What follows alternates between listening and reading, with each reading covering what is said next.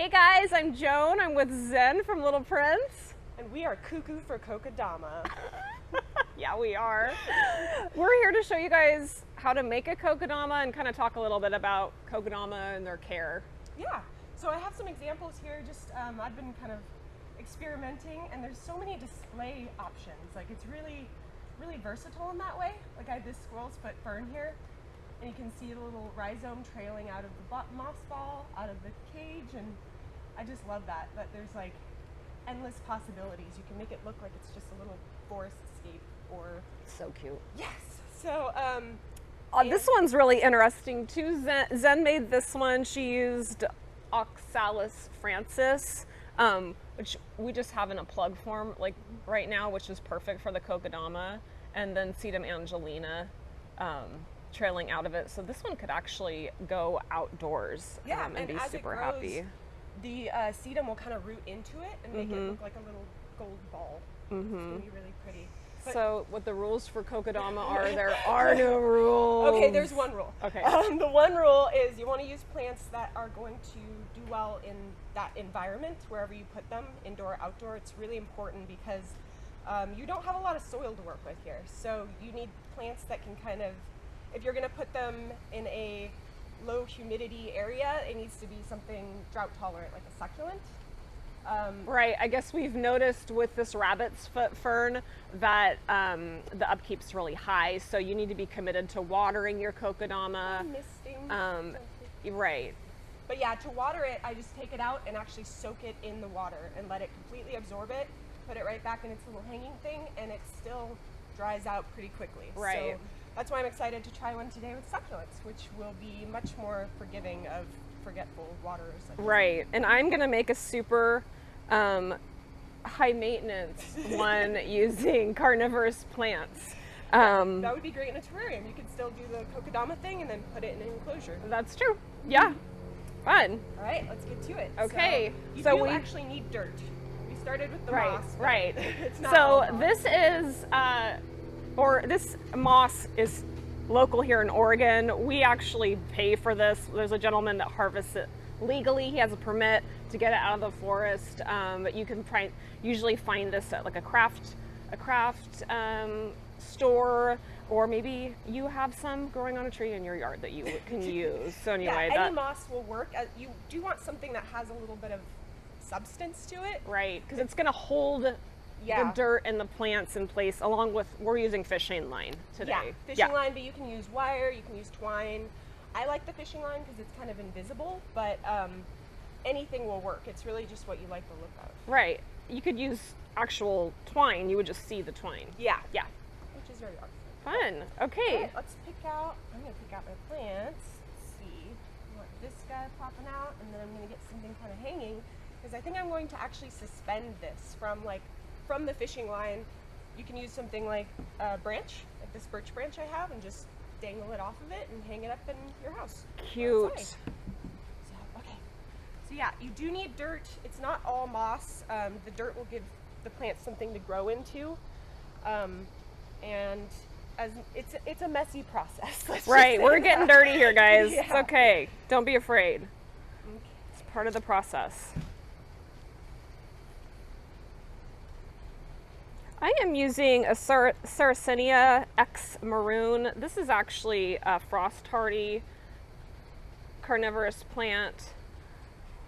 We are growing it in our carnivorous mix, which is a lot more, it's a little more well draining than what Zen's using over there. Yeah, pay attention to the type of soil. So, if you have a carnivorous plant, you want to use something. I think we don't use any fertilizer in our. You can't. That will. Yeah. So these guys, carnivorous plants, which we're here to talk about Kokedama, but I'll talk a little bit about carnivorous plants. We actually have a reverse osmosis system in the nursery, and I don't know if Clark, you can see it. It's way down in that back corner, but we are on a well here at the nursery, and our carnivorous plants are not having it with the well water. So we had to install that, and you can use a distilled water if your own water at home is not friendly to the carnivorous plants.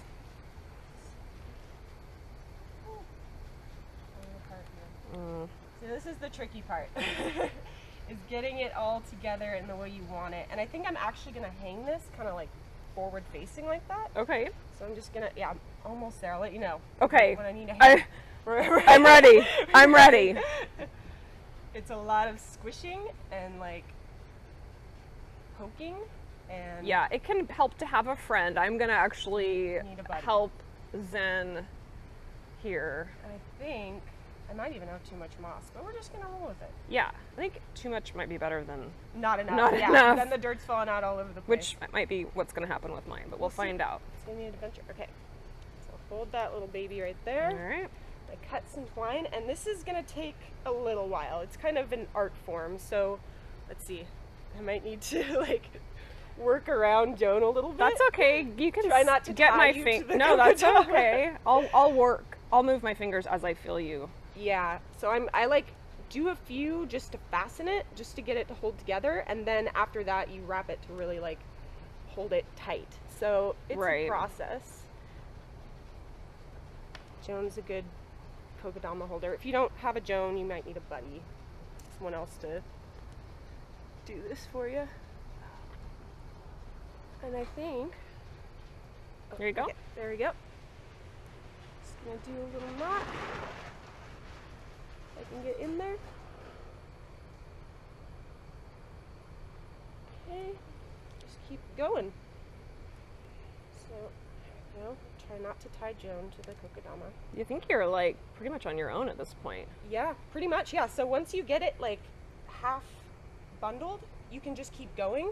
So it's gonna take a little bit. Yeah. Tuck that in here. Just keep tying. And I did some for you to start with. You're all Oh, just a second. I couldn't see it because it was invisible. It is invisible. Well, that'll hold for a second, and then I'll help you with yours, and then keep wrapping mine. So you see, it's like Okay. holding together. I'm gonna wrap it a lot more. Like you can kind of see on some of the ones I've done before how tightly they're wrapped, because otherwise everything's just gonna fall all over the place. Oh yeah, here we go. I wonder if I can hold it and you can tie it. Okay. That's the tricky part. Because you can't even see what you're using to tie it. Right. Oh, and oh. There it is. There. That's fine. How cute is This this is- one I though? think you're actually like attached to the Oh, to the roll. There we go. Okay. It's so cute. I love that. So I just kind of wrap it like across once. Try not to get the rolls in there, but oh my gosh. Definitely a two-person job. There we go. There. And be careful of your little plants that you're not hurting them when you're doing this. and I've got a little Dionea in here too. It's a Venus flytrap. This one, the variety is Dente, and you can tell he's already eating. He's got a little something right here. Hungry? Not anymore. People will say, should I feed my carnivorous plant? No, you shouldn't, because they do an amazing job of feeding themselves. They release like a smell that is irresistible to bugs. So We even had one bloom here in the greenhouse a Oh, while ago. yeah, that was impressive. Share that with you guys. Ooh, okay. All right, we're gonna need to wrap it a little more. I Here, snapped the thread. Let me try.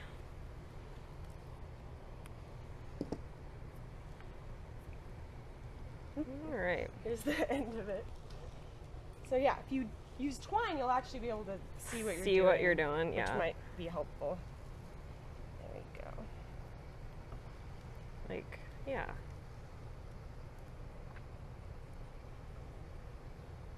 There we go. Yeah, and just kind of hold it together, and then once you get the most of it held together, it's pretty easy to Yeah. twine around. My eyesight's not as good as Zen's. I have like old lady eyes, so Doing great. it's like working with magic. And tying it with those nails is probably not the easiest Oh. thing in the world. Actually, they don't bother me.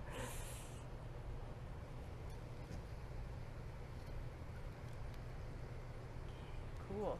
Yeah, and like if it gets a little messy, you can just tie it up, cut it off at the end. I have an accessory. I have an accessory for my Kokedama. Perfect.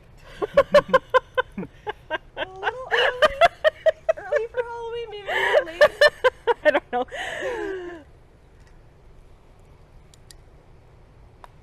So what do you think? We finish wrapping these up and then we show the finished product. That's a great idea. Oh, you don't want to make everyone suffer through our fish tying ways? We'll see you in a few minutes. Okay. One eternity later, we finally have our very well wrapped Kokedama. So I'm really glad we didn't make everyone suffer through our twining extravaganza, Yeah, but yeah. I'm pretty happy with the results. yeah, so these guys can just hang out together, kind of off a birch branch or wherever you want, and they'll just grow for you throughout the summer. Just pay attention to the watering, especially with like carnivorous plants or house plants or anything that needs a little bit extra moisture. You can just Yeah. Okay, hit me with that. It's really hot here.